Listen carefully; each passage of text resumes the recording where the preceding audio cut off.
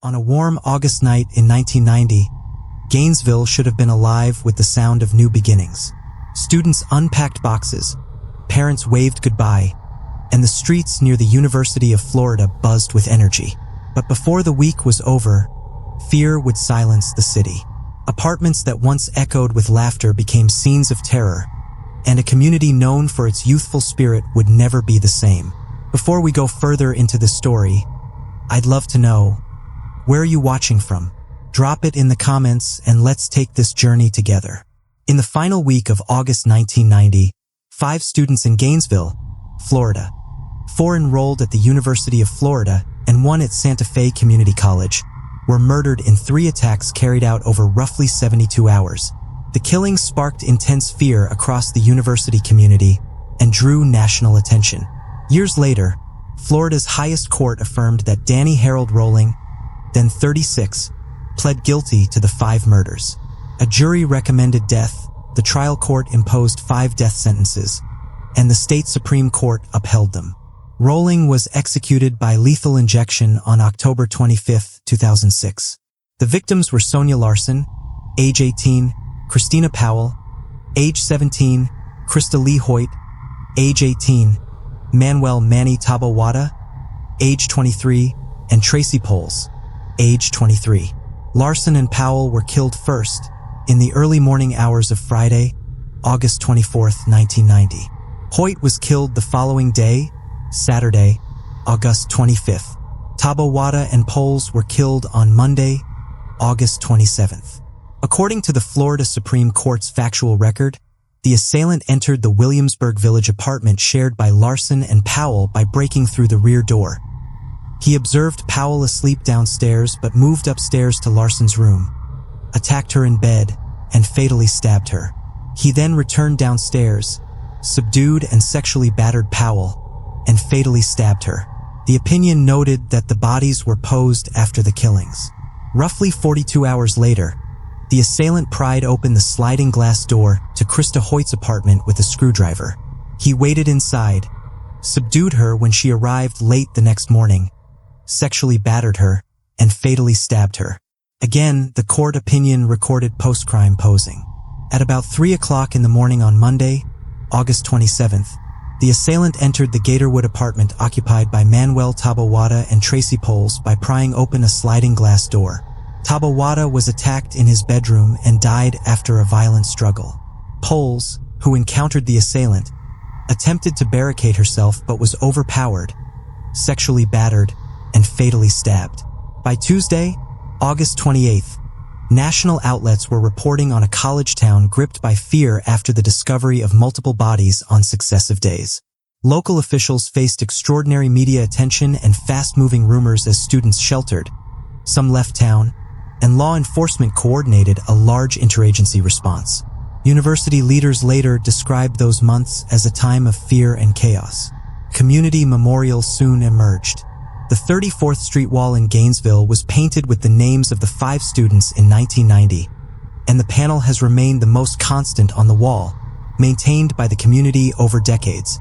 From the first days, state resources were sent to Gainesville to augment the local police and sheriff's office. On August 28th, the Florida Department of Law Enforcement dispatched crime lab personnel who had previously investigated serial murders, including the Ted Bundy cases. The volume of national and international media inquiries compounded investigative and public information challenges for local agencies. In late August and fall of 1990, law enforcement scrutinized multiple individuals as potential suspects while processing forensic evidence and following tips. At the time, Rolling had not yet been charged in the murders. Court records and later reporting confirmed that he was initially jailed on an unrelated Ocala robbery in early September 1990. He would not be indicted for the Gainesville murders until November 1991. Though the killings occurred in August 1990, their resolution came years later. Rolling pled guilty on February 15, 1994, received 5 death sentences, and was executed in October 2006. In the years that followed, reporting and official sources also documented his admitted involvement in a 1989 triple homicide in Shreveport, Louisiana. The discovery of the murders in Gainesville in August 1990 set off one of the largest crime investigations in Florida history and reshaped life in a university community that was just beginning its fall semester. On Friday, August 24, 1990, students were moving into dorms and off-campus apartments in anticipation of classes at the University of Florida and Santa Fe Community College. That day, the bodies of Sonia Larson and Christina Powell were discovered in their Williamsburg Village apartment. By Saturday evening, a second crime scene at the home of Krista Hoyt had been found. On Monday morning, the bodies of Manuel Tabawada and Tracy Poles were discovered in their Gatorwood apartment. The rapid succession of killings created a sense of escalating danger. Fear spread quickly through Gainesville, a city of around 85,000 residents at the time, where the student population was a dominant presence. News archives describe a community plunged into anxiety almost overnight. Students rushed to hardware stores to purchase extra locks, wooden dowels for sliding glass doors, and pepper spray. Some left Gainesville altogether, withdrawing from classes or staying with family until more was known. University officials estimated that several thousand students either left temporarily or decided not to remain in Gainesville for the start of the semester. Apartment managers reported mass cancellations of leases. The atmosphere was often described as resembling a city under siege.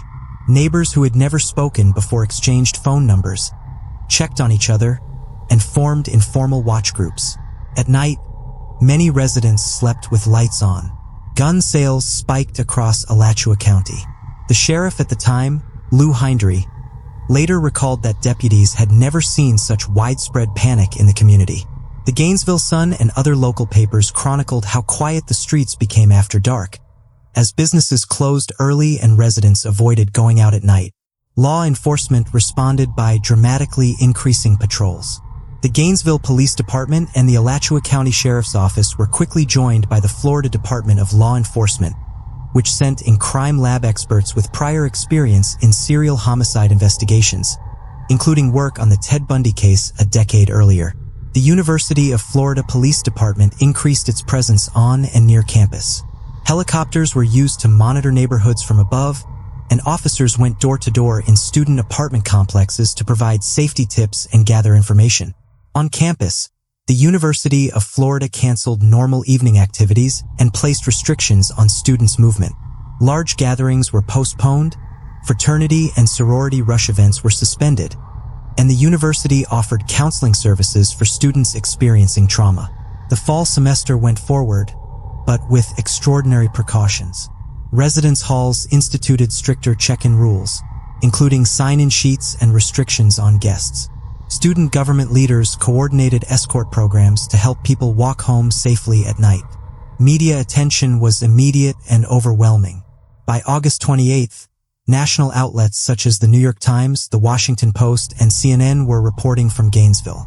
Television trucks lined up outside crime scenes and the University of Florida campus, broadcasting images of frightened students and tearful parents. The Associated Press distributed stories that appeared in papers across the United States and abroad. Rumors circulated widely, often outpacing official information. Law enforcement struggled to address misinformation without compromising the investigation. The sheer volume of inquiries forced police to designate special public information officers to handle media demands.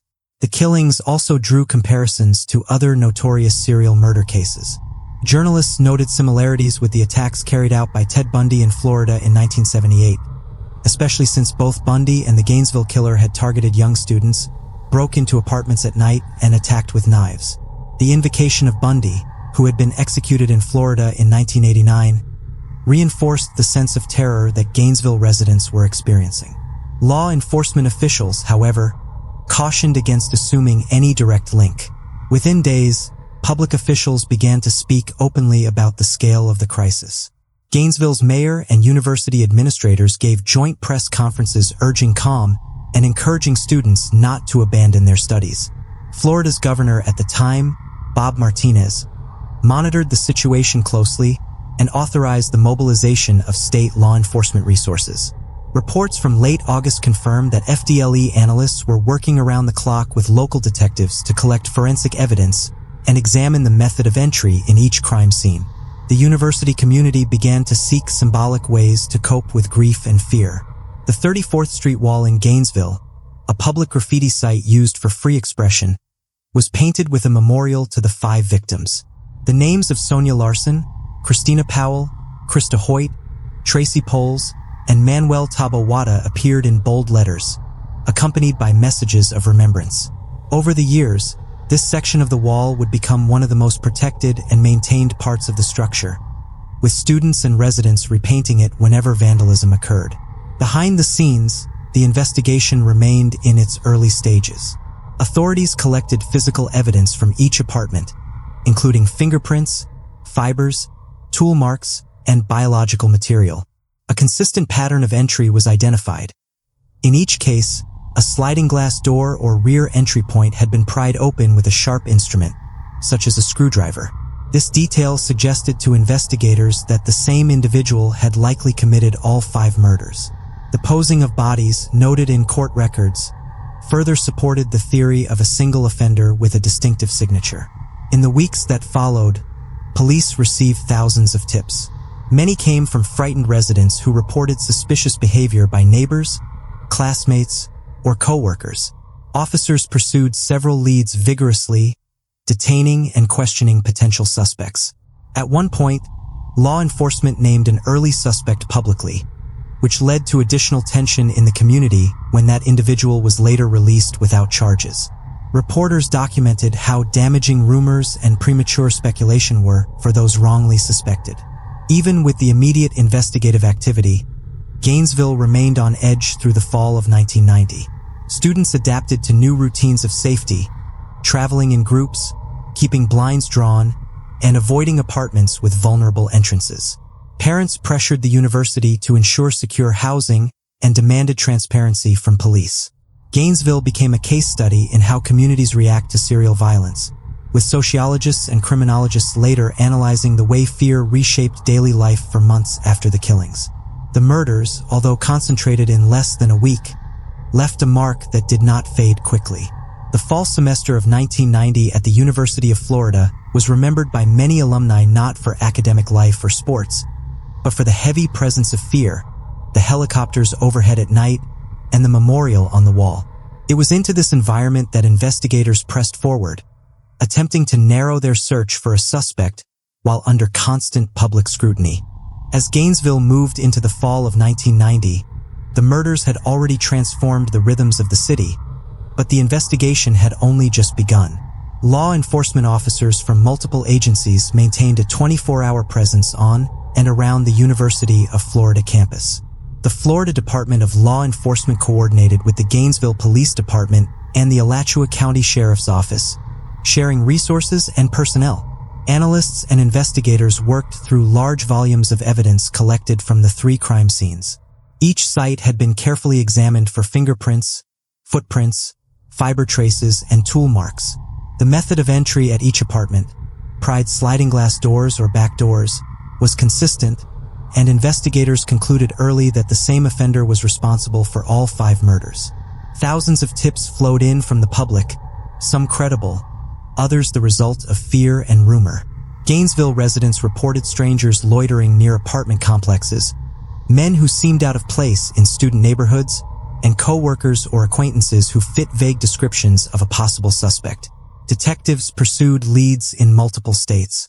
Media coverage kept pressure high, as news outlets continued to report on developments, often with speculation that went beyond what law enforcement could confirm. In the early stages of the investigation, police focused on a University of Florida student, Edward Lewis Humphrey. Humphrey had been arrested in September 1990 on an unrelated assault charge involving his grandmother and was known for erratic behavior. With fresh wounds on his face from a car accident and a reputation for instability, Humphrey was portrayed in the press as a likely suspect. Reports at the time described him as the main focus of the investigation for several weeks. However, forensic evidence from the crime scenes failed to connect him to the murders. Eventually, authorities conceded that despite public speculation, Humphrey could not be charged. This episode later became an example of how intense media coverage can shape public perception of guilt before evidence is available. While Humphrey remained under scrutiny in public discussions, another suspect began to emerge in private investigative files. In September 1990, Danny Harold Rolling was arrested in Ocala, Florida, about 40 miles south of Gainesville, after a high-speed chase and armed robbery. He was jailed in Marion County. At the time, his name did not yet circulate in connection with the Gainesville murders, but investigators began to notice patterns. Rolling had a history of burglary, robbery, and violent behavior, including domestic violence incidents and a long record of arrests in several states. More significantly, tools found in his possession, including a screwdriver, matched marks left on the sliding glass doors at Gainesville crime scenes. Detectives in Gainesville began working quietly to connect Rolling to the murders. Forensic testing linked fibers from a tent used by Rolling while he camped in wooded areas outside Gainesville to fibers found at crime scenes.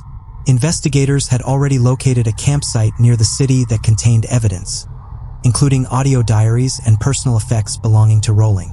These discoveries, when processed by FDLE analysts, further raised suspicion that Rolling was the man behind the murders. DNA analysis was in its early stages in 1990, but Florida crime labs were beginning to use it in major cases. Biological evidence collected from the crime scenes was compared against Rolling's samples. As testing advanced into 1991, results showed matches that investigators considered decisive. By the time forensic confirmation was in hand, Rolling was already in custody for the Ocala robbery, which allowed prosecutors to build a case without the risk of him disappearing. In November 1991, a grand jury indicted Danny Rolling for the 5 Gainesville murders. The indictment cited physical evidence, including DNA, tool marks, and fibers, as well as his recorded confessions to other inmates. Rolling did not immediately face trial. His case moved through the pretrial process for years, delayed by legal motions and defense challenges. During this period, journalists investigated his background, uncovering a troubled upbringing marked by alleged abuse from his father, military service cut short by disciplinary problems, and a history of drifting through the South committing burglaries and robberies. While Rolling awaited trial, the Gainesville community continued to cope with the trauma left by the murders. Student groups organized memorial services each year, and the names on the 34th Street wall were carefully maintained. The university improved security measures across campus, adding better lighting, stricter dorm access, and emergency call boxes. Sociologists later described Gainesville as an example of how a college town adapts to a large-scale trauma, reshaping its culture around safety and vigilance. The investigation also expanded beyond Florida. Detectives in Shreveport, Louisiana, reached out to Florida authorities after noticing similarities between the Gainesville murders and an unsolved triple homicide in their city in November 1989. The victims in that case, Tom Grissom, his daughter Julie, and her nephew Sean, had been killed in their home. The posing of Julie's body and the method of attack bore striking resemblances to the Gainesville crimes. As Rolling's background was examined more closely, evidence placed him in Shreveport at the time. Years later, shortly before his execution, Rolling formally confessed to the Shreveport murders, confirming investigators' suspicions that Gainesville was not his first series of killings. By the end of 1991, Rolling was firmly identified as the Gainesville murderer, but the legal process would stretch into the mid-1990s. In the meantime, the city of Gainesville began to stabilize, though memories of August 1990 remained raw. Parents who had sent children to the University of Florida spoke openly of the anxiety that had swept through the community, while alumni of that era continued to recall the helicopters overhead, the empty streets at night, and the pervasive fear that lingered long after Rolling was behind bars. After Danny Rolling was indicted in November 1991 for the Gainesville murders, the case entered a lengthy legal phase that would stretch for more than 2 years before reaching a courtroom resolution. The indictments charged him with 5 counts of first-degree murder, 3 counts of sexual battery, and 3 counts of armed burglary. From the beginning, prosecutors made clear that they would seek the death penalty. The trial was considered one of the most important in Florida since the prosecution of Ted Bundy a decade earlier. The pretrial process was extensive. Defense attorneys filed numerous motions challenging the admissibility of evidence, particularly DNA testing, which was still considered relatively new in criminal courts. Prosecutors countered by presenting forensic experts who explained how DNA profiles linked Rowling to biological evidence recovered from the crime scenes. The courts ruled that the DNA evidence was admissible, strengthening the state's case. In addition, prosecutors presented tool mark comparisons linking a screwdriver found among Rowling's possessions to pry marks left on sliding glass doors at the Gainesville apartments. Fibers collected from his campsite outside Gainesville matched fibers collected from the victims' homes. Public interest in the case remained extremely high. Each development was covered by state and national media outlets. The Gainesville Sun, the Miami Herald, and the Orlando Sentinel reported extensively on court filings, motions, and rulings. CNN and network television news revisited the story whenever hearings were scheduled. For survivors, families of victims, and the Gainesville community, the legal process reopened painful memories of August 1990. At every hearing, family members of the murdered students appeared in court, listening to proceedings with visible emotion. Rowling's defense team attempted to shift focus to his mental health history. Records showed a life marked by instability and violence. Born in 1954 in Shreveport, Louisiana, Rowling grew up in a home where his father, a Shreveport police officer, was described in later testimony as abusive and domineering. Court filings referenced a childhood marked by severe discipline, episodes of homelessness, and trouble maintaining stability.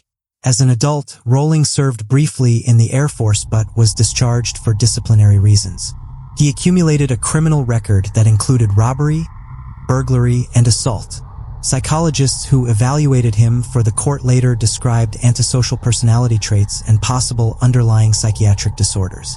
The defense sought to argue that his mental illness and abusive upbringing should mitigate punishment. Prosecutors emphasized the brutality of the Gainesville murders, the sexual assaults, the posing of bodies, and the deliberate pattern that indicated planning and awareness. They noted that Rowling fled Gainesville after the murders and attempted to conceal evidence, behavior inconsistent with claims of diminished responsibility. In February 1994, as jury selection was about to begin for the long-awaited trial, Rowling surprised many by changing his plea. On February 15, 1994, he stood before the court and pleaded guilty to all 5 murders, as well as the associated sexual batteries and burglaries. His plea came after years of procedural delays and speculation about whether the case would go to trial. Reporters covering the event described a tense courtroom as Rowling, in a calm voice, admitted responsibility. He did not offer detailed explanations during the plea itself, though later statements and interviews suggested he sought notoriety and recognition for the crimes. With the guilty plea, the case moved immediately to a penalty phase, where a jury was tasked with recommending whether Rowling should receive the death penalty. Prosecutors presented graphic details of the crimes, including forensic evidence and crime scene photographs, as well as testimony from law enforcement officers who had discovered the bodies. The jury also heard about Rowling's confession to fellow inmates, in which he described the sequence of attacks and the posing of victims. During the penalty phase, the defense presented testimony about Rowling's background, emphasizing a life history of physical abuse by his father and long-standing mental health issues. Relatives described an unhappy childhood. Mental health experts testified about his psychiatric condition, pointing to antisocial personality disorder and signs of other mental disturbances. The defense argued that these factors should weigh against the ultimate punishment. The jury deliberated and recommended the death penalty by a vote of 12-0. The trial judge agreed with the recommendation and imposed 5 death sentences, 1 for each of the Gainesville students. The ruling was consistent with Florida law, which at the time allowed a judge to impose death if the jury recommended it. Rowling showed little outward emotion during sentencing. Family members of the victims expressed relief that justice had been formally delivered, though many also told reporters that the loss could never be repaired. The Florida Supreme Court later reviewed the case automatically, as required for death penalty sentences. In 1997, the court upheld Rowling's convictions and sentences, rejecting defense arguments that procedural errors or mitigating factors should have altered the outcome. The ruling reaffirmed the strength of the forensic evidence and the weight of the aggravating circumstances, which included multiple murders, sexual battery, and extreme cruelty. Rowling's guilty plea and sentencing closed the courtroom chapter of the Gainesville murders, but the community continued to live with the consequences. Annual memorials were held at the University of Florida, and the 34th Street wall was regularly repainted to honor the 5 students. For families, the penalty phase provided a measure of accountability, though the lengthy appeals process meant that closure would take more than a decade. The outcome of the case also had wider effects on Florida's criminal justice system. The reliance on DNA evidence in the Rowling prosecution became an important example of how the technology could be used in court. Legal scholars cited the case in discussions about the growing role of forensic science in capital prosecutions. The case also highlighted the challenges of media pressure, early misidentifications, and the balance between community reassurance and investigative secrecy. For Gainesville, the trial and sentencing marked the end of one phase of the story and the beginning of another. The long wait through appeals, public debates over the death penalty, and the eventual execution more than 12 years later. After Danny Rowling was sentenced to death in 1994, the case shifted into the long appeals process that is standard in capital cases in Florida. By law, every death sentence is automatically reviewed by the Florida Supreme Court, regardless of whether the defendant initiates an appeal. In 1997, the state's highest court upheld Rowling's convictions and all 5 death sentences. The justices reviewed challenges raised by his attorneys, including claims about the admissibility of evidence, the handling of jury instructions, and the weight given to mitigating circumstances such as his abusive childhood and mental health history. The court concluded that the aggravating factors, multiple murders, sexual assaults, and the particularly heinous and cruel nature of the crimes, outweighed anything offered in mitigation. With this ruling, the path was cleared for Rowling to remain on death row. Life on Florida's death row in the 1990s was harsh and isolating. Prisoners sentenced to death were held in small cells at Florida State Prison near Stark, confined for most of each day with limited contact with others. Rowling joined a population of men awaiting execution, many of them infamous in their own right. Journalists who interviewed prison officials noted that Rowling occasionally corresponded with writers and ministers, continuing to generate interest as one of the most notorious criminals in Florida since Bundy. Like many death row inmates, he filed additional motions in federal court seeking to challenge the constitutionality of his sentence, but none were successful in overturning the judgment. The appeals phase also became a period when Rowling attracted unusual attention from media outlets and even from individuals fascinated by his crimes. In the mid-1990s, Rowling collaborated with writer Sandra London to produce a book in which he recounted his life story, his upbringing in Shreveport, and his perspective on the Gainesville murders. This work drew widespread criticism from victims' families and Florida officials, who condemned any attempt by a convicted murderer to profit from his notoriety. Legal debates emerged over Son of Sam laws, which were designed to prevent criminals from earning money from retelling their crimes.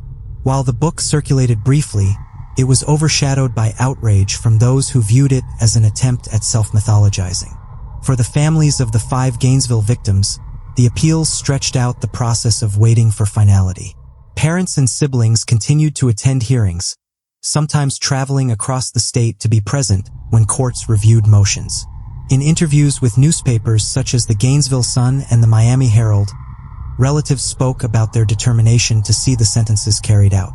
They described the pain of revisiting memories of 1990 each time the case resurfaced.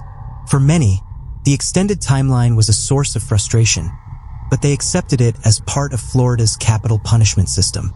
Meanwhile, Gainesville itself moved forward but never forgot. Students who had been on campus in 1990 graduated and left, but incoming classes continued to learn about the murders through memorials, campus safety briefings, and community traditions. The 34th Street wall remained a constant symbol, its memorial panel vigilantly maintained. Whenever vandals attempted to paint over the names of the victims, residents and fellow students quickly restored them, reinforcing the idea that the community would not allow the memory to fade. Law enforcement officers who had investigated the case also carried the weight of memory. Interviews with detectives and FDLE agents years later revealed the emotional toll of working scenes of such brutality. Some described the Gainesville murders as the most disturbing of their careers, surpassing other high-profile homicide cases they had handled. Several retired officers later participated in documentaries and retrospectives, recounting the investigative process and reflecting on how DNA evidence and interagency cooperation had changed the trajectory of the case. Rolling's time on death row was marked by sporadic public statements.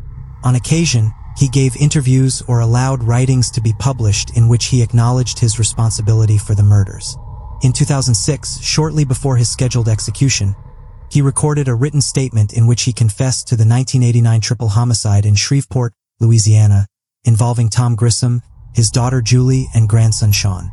This confirmation linked him definitively to crimes investigators had long suspected were connected by signature elements. The lingering presence of Rolling in the public sphere kept the Gainesville murders from fading into distant memory. Each appeal, each court filing, and each anniversary of the crimes was covered in Florida newspapers, often accompanied by photographs of the victims' families. For students at the University of Florida in the late 1990s and early 2000s, the case served as a reminder of vulnerability, leading to ongoing discussions about campus safety, security measures in off-campus housing, and how universities should respond to crises. During these years, the case also influenced cultural depictions of crime. Journalists and commentators pointed out that the murders had inspired fictionalized portrayals in books and films, most notably in the horror genre. Victims' families often voiced discomfort with this aspect, emphasizing that while the crimes had become a cultural reference point, their loved ones were real people whose lives had been violently taken. By the early 2000s, with appeals exhausted, the state of Florida scheduled an execution date for Rolling. Legal challenges were mounted one final time, but courts upheld the sentences. Family members prepared themselves for what many described as a difficult but necessary conclusion. Community members debated the death penalty itself, with some arguing that execution was the only just outcome for crimes of such severity, while others raised moral questions about capital punishment. For Gainesville, the years between 1994 and 2006 represented a long period of waiting. Each new development reminded residents of the week in 1990 when fear had paralyzed the city. Each legal filing reopened wounds for families who had lost children and siblings.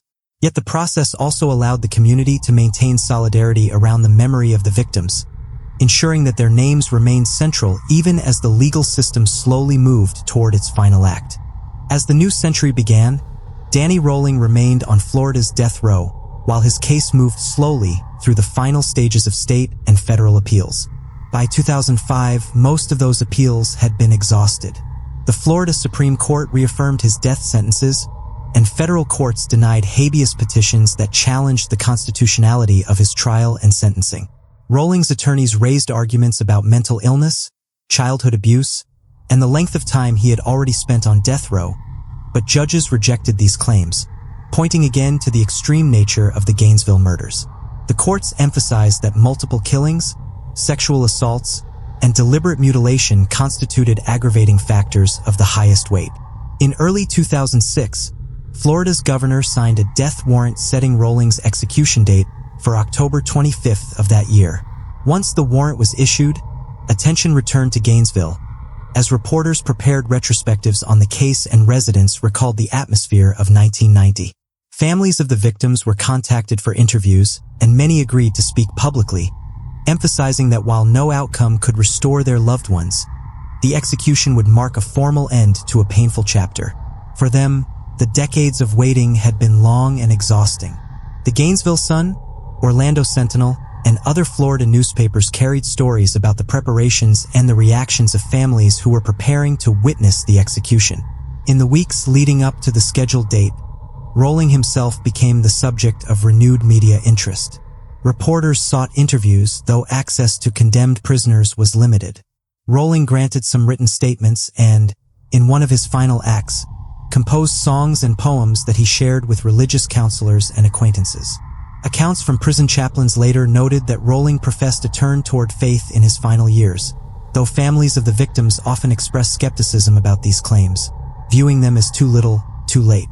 On the morning of October 25, 2006, Florida State Prison in Stark prepared for the execution.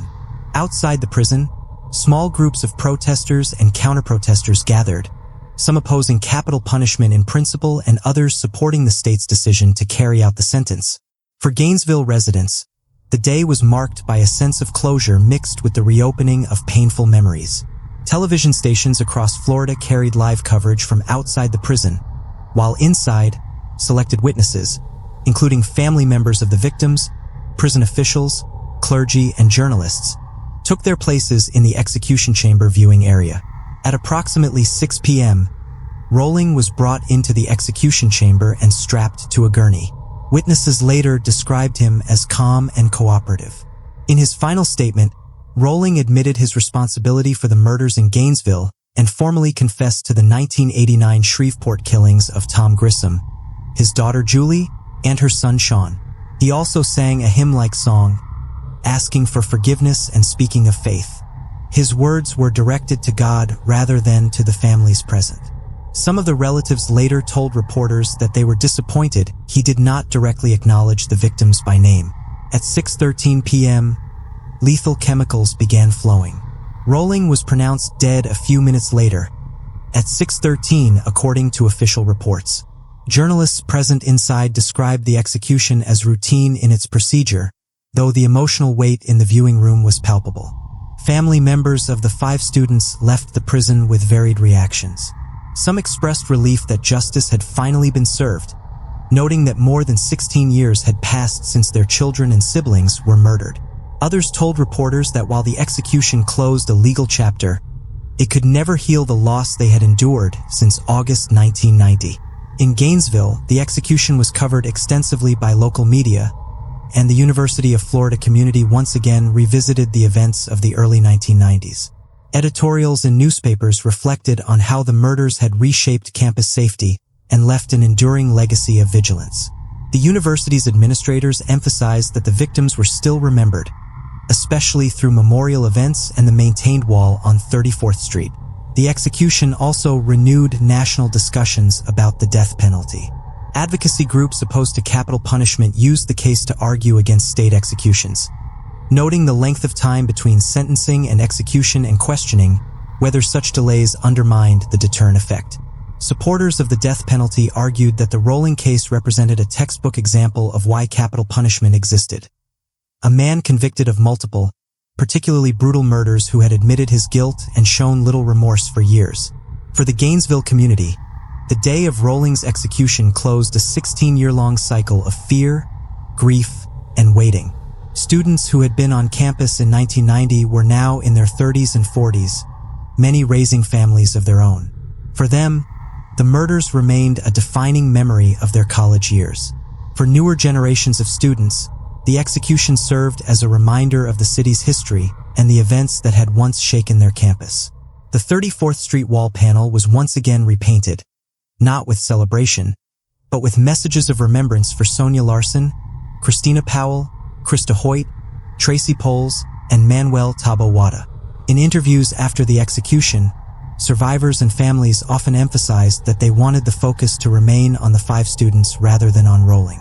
They spoke of their loved ones' aspirations, talents, and personalities, recounting who they were before they became known as victims in a national tragedy. Parents and siblings shared stories of youthful energy, academic ambition, and plans for the future that were violently cut short. By reclaiming the narrative in this way, they sought to ensure that the legacy of Gainesville was not defined by its murderer, but by the memory of the young people whose lives were lost. In the years following Danny Rolling's execution in October 2006, Gainesville settled into a quieter relationship with the tragedy that had once defined the city in national headlines. With the legal process complete, the families of the 5 students no longer had to appear at hearings or face annual updates on appeals. For many, this brought a measure of peace. Yet the murders continued to be remembered as one of the darkest chapters in the history of the University of Florida and the surrounding community.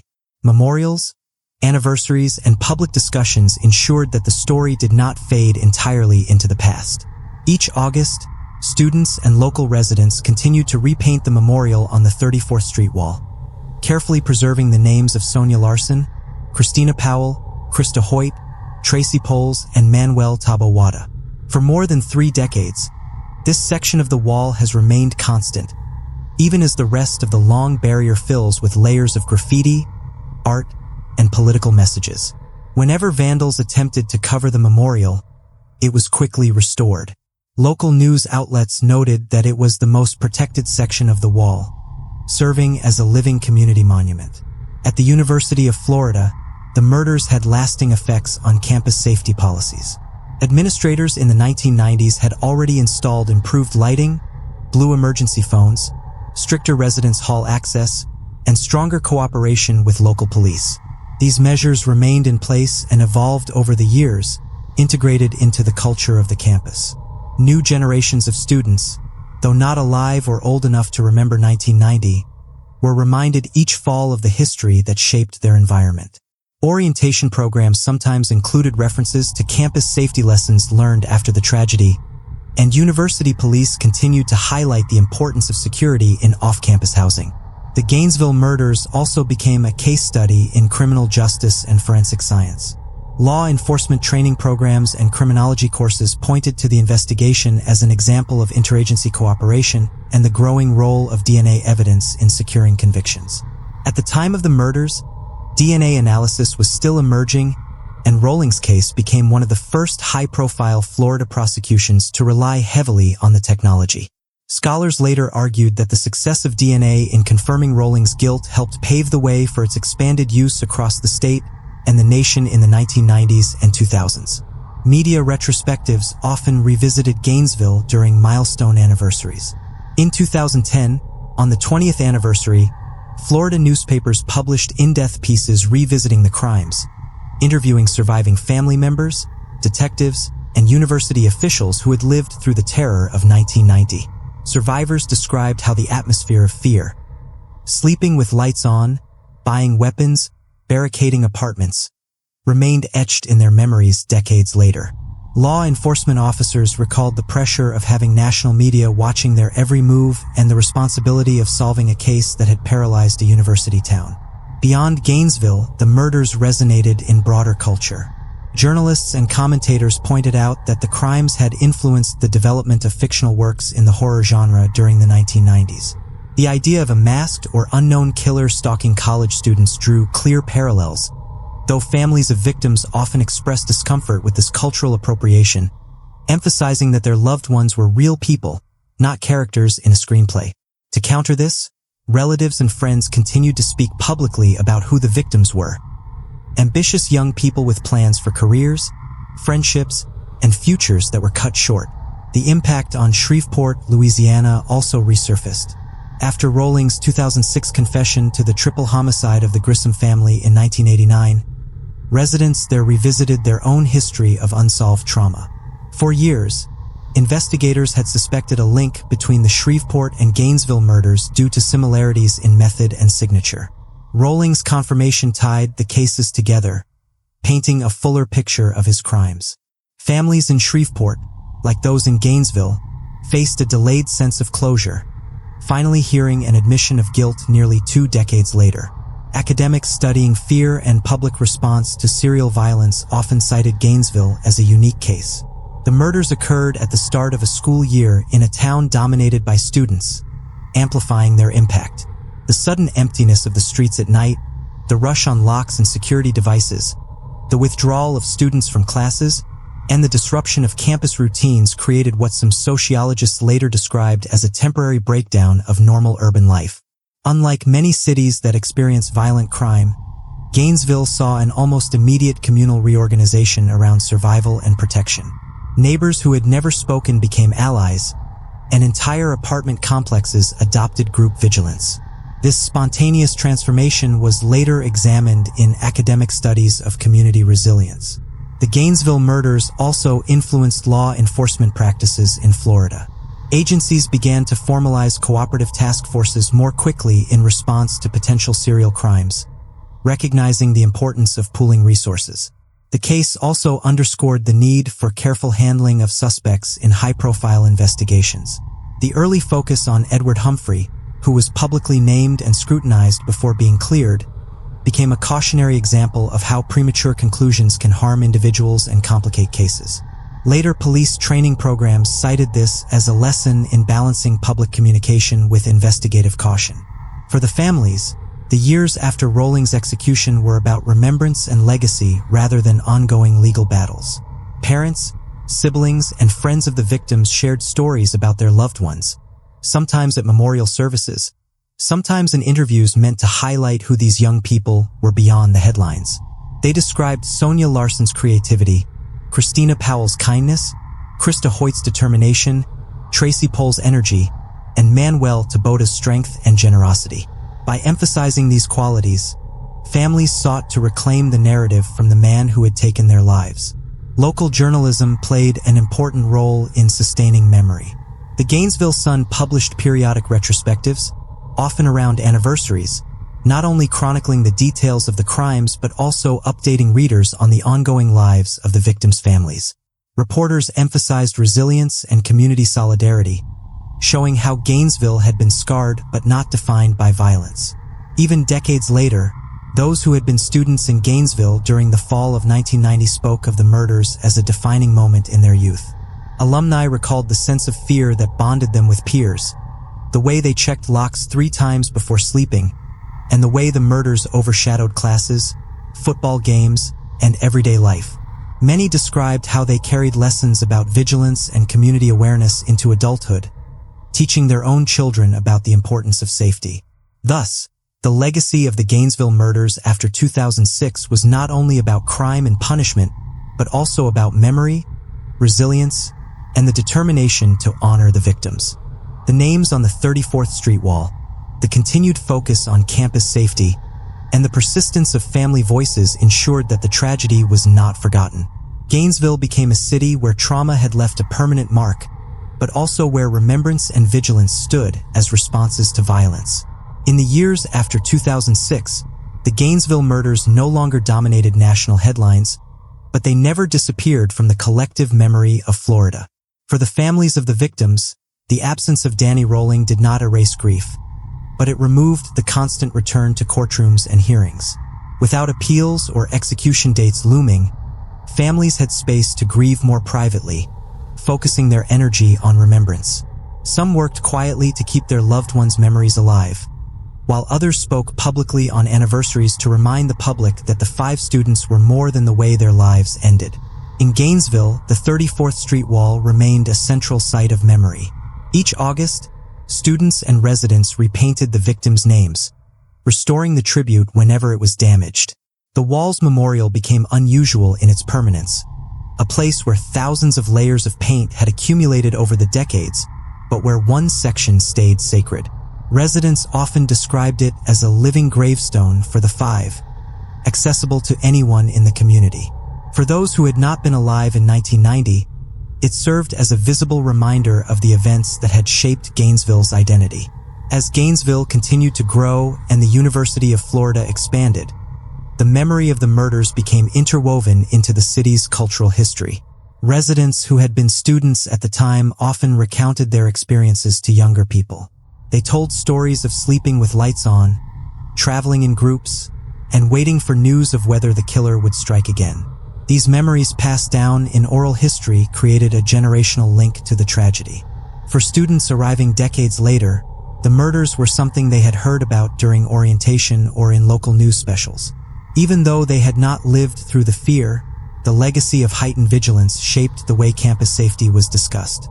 Law enforcement officers and criminologists continued to study the case long after Rowling's execution. Academics wrote about how the investigation demonstrated both the pitfalls and successes of police work in a crisis. The misidentification of Edward Humphrey as a suspect served as a lasting cautionary tale about the dangers of releasing premature information under public pressure. His life had been upended in 1990 when authorities and media focused on him, and even though he was eventually cleared, the damage to his reputation was significant. Future training for law enforcement officers pointed to his story as an example of why investigators must balance transparency with restraint when addressing the public. The forensic breakthroughs of the case also became a teaching tool. In 1990, DNA testing was not yet widely used in Florida courts. Rolling's case became one of the most prominent in which DNA evidence tied a suspect to multiple murder scenes, lending scientific certainty to witness statements and circumstantial links. By the 2010s, criminology professors often cited Gainesville as part of the shift toward modern forensic investigation, showing how the work done then had helped establish DNA as a cornerstone of criminal prosecution nationwide. The families of the victims also became part of this legacy. Some participated in interviews to ensure their children were remembered, while others preferred private mourning. They emphasized personal stories, what their children had studied, their hobbies, their laughter, the futures they had imagined. They resisted the narrative that their loved ones should be remembered only as victims of a notorious killer. Over time, the Gainesville community increasingly followed their lead, placing more emphasis on celebrating the lives of Sonia Larson, Christina Powell, Krista Hoyt, Tracy Poles, and Manuel Tabawada rather than the man who had taken them. Anniversaries continued to bring reflection. On the 25th anniversary in 2015, newspapers revisited the case with long-form articles. Survivors, now well into adulthood, spoke about how the week of terror had shaped their lives. Some said they had developed heightened caution in everyday life, while others described a deep sense of community forged in crisis. Detectives who had worked the case reflected on how difficult it had been to confront crime scenes of such brutality, and how the memory of those days remained vivid decades later. University officials noted how far campus safety had come since 1990, pointing to improvements in technology, surveillance, and emergency alert systems.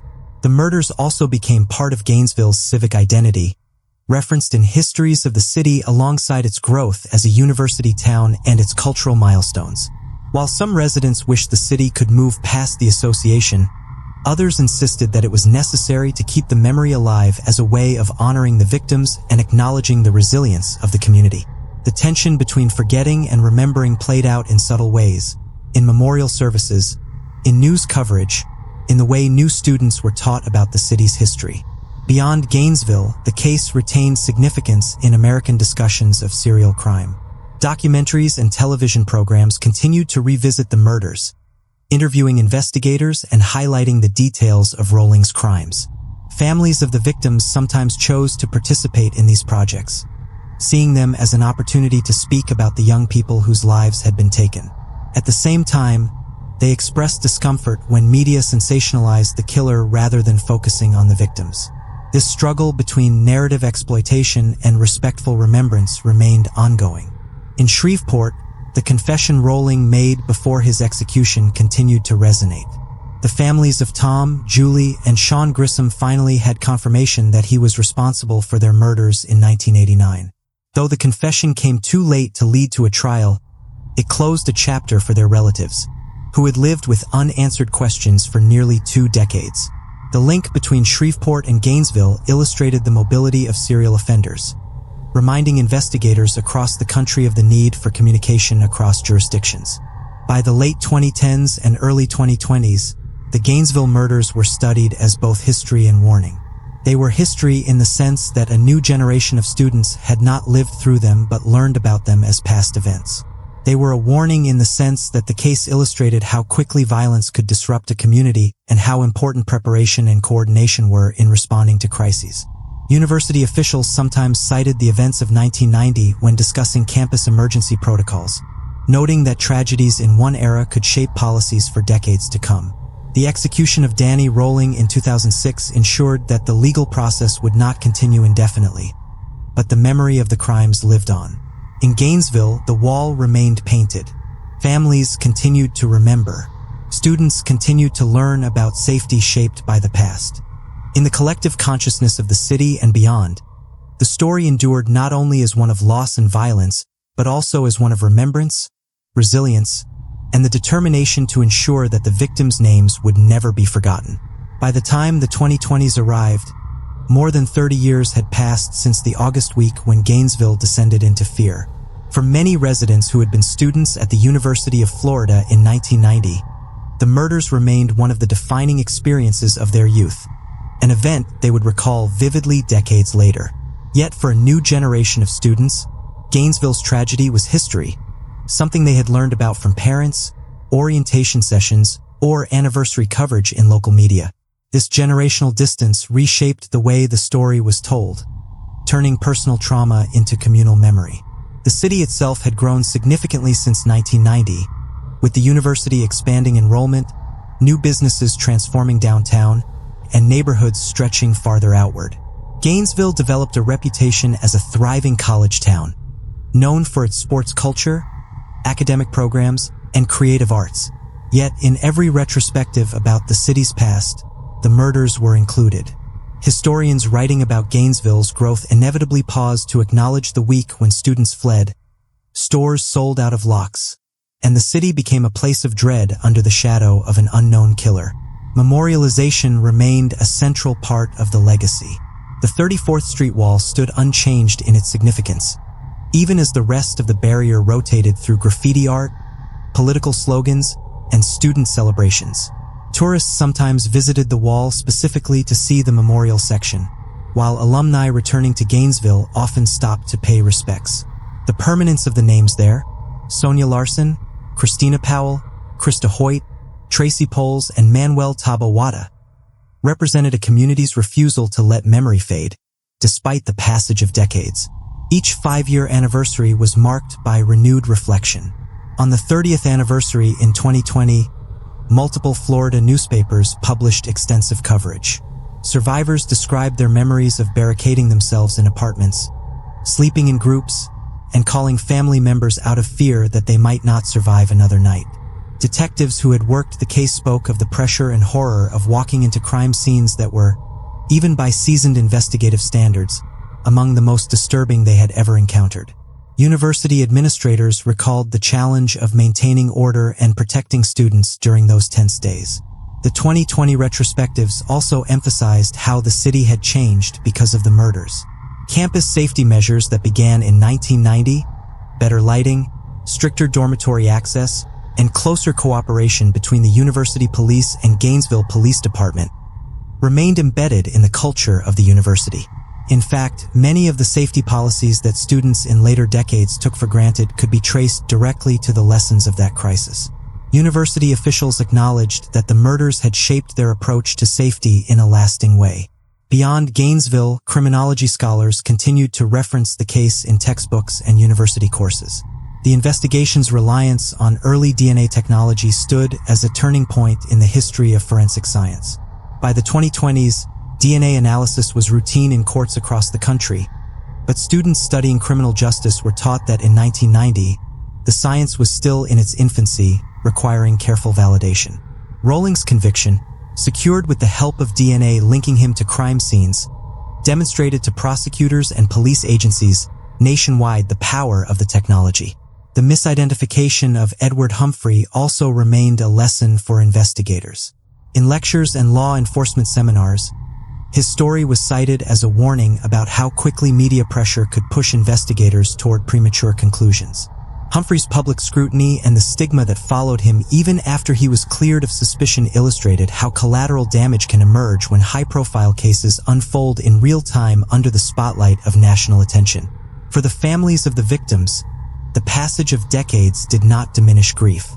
They continued to appear in occasional interviews, particularly around anniversaries, to emphasize that their loved ones were individuals with dreams and ambitions, not just names in a tragic headline. Parents spoke about careers that had been left unfulfilled, weddings that never happened, and children who were never born. Siblings reflected on how they carried the memory of their brothers and sisters into adulthood, sometimes telling stories to their own children who would never meet their aunts or uncles. The cultural reverberations of the murders also remained present, though complicated. Commentators often noted that the crimes had influenced elements of horror media in the 1990s, though families expressed discomfort with this connection. To them, the idea that their children's deaths had become fodder for entertainment felt deeply unsettling.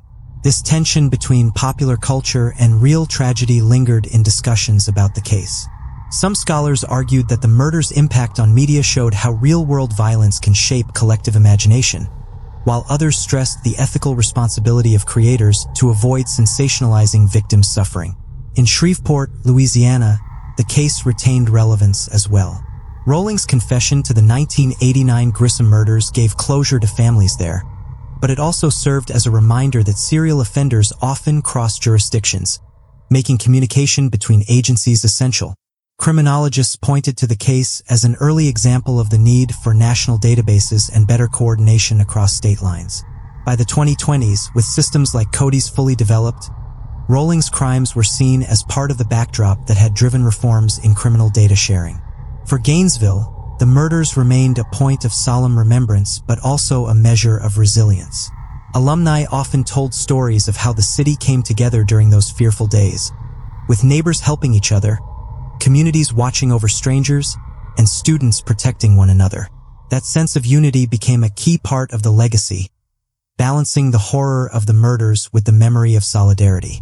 By the third decade of the 21st century, Gainesville's tragedy had become a case study, a memorial, a cultural reference, and a deeply personal wound all at once. It was history, but not forgotten history. It lived in the paint of the 34th Street wall, in the vigilance of campus safety policies, in the sorrow of families, and in the lessons drawn by investigators and scholars. The events of 1990 had passed into the realm of collective memory, but they continued to shape Gainesville's identity, reminding the community and the wider world of the enduring consequences of violence and the necessity of remembering the lives lost.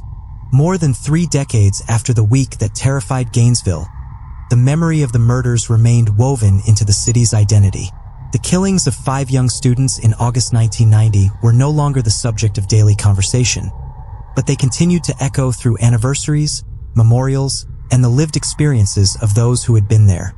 In 2021 and 2022, local news outlets once again revisited the story during the 31st and 32nd anniversaries, reminding new generations of students what had happened.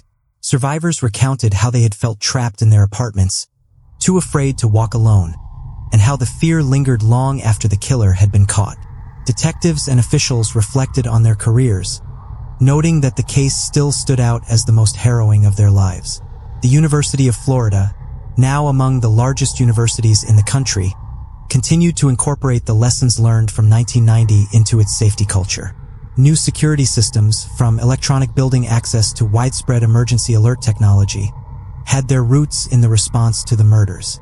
Administrators emphasized to incoming students that vigilance was not just a concept, but a tradition shaped by real events.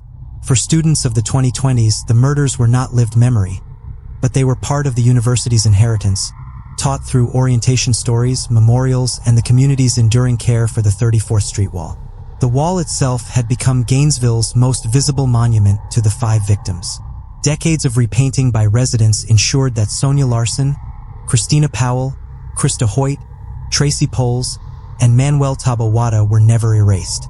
Tourists, students, and alumni all stopped to see the names, often leaving flowers or candles nearby. The wall was not a formal monument designed by architects or approved by committees, but a grassroots creation that endured longer than most official memorials. In its layers of paint, Gainesville demonstrated that memory could be both collective and personal, built not by institutions, but by the hands of ordinary people determined to keep the victims present. Families of the victims continued to share their stories, speaking of ambitions and dreams left unfulfilled.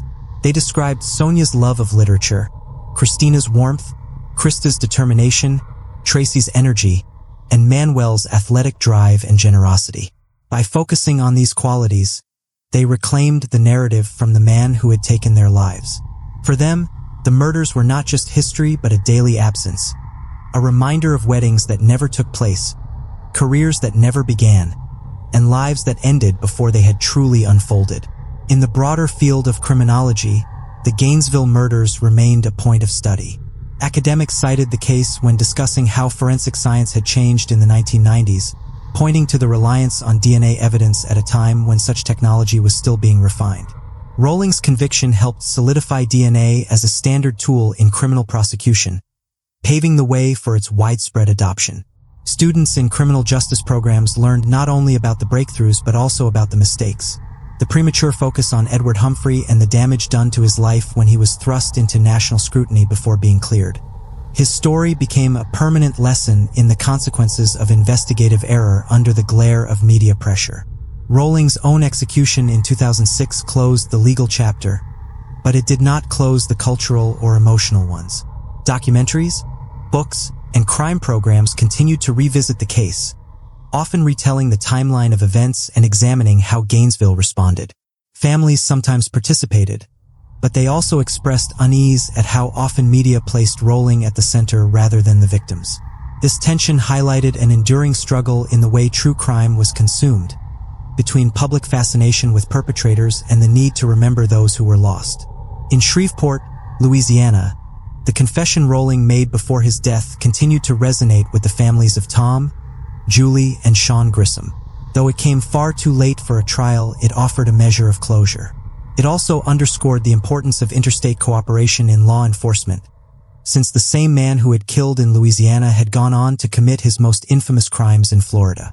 By the 2020s, systems like CODIS had transformed the way information flowed across jurisdictions, and criminologists often pointed back to cases like Rowling's to show why those systems had been necessary. For Gainesville, the murders remained a paradox of memory. The city had grown, prospered, and transformed, yet the tragedy lingered as a touchstone.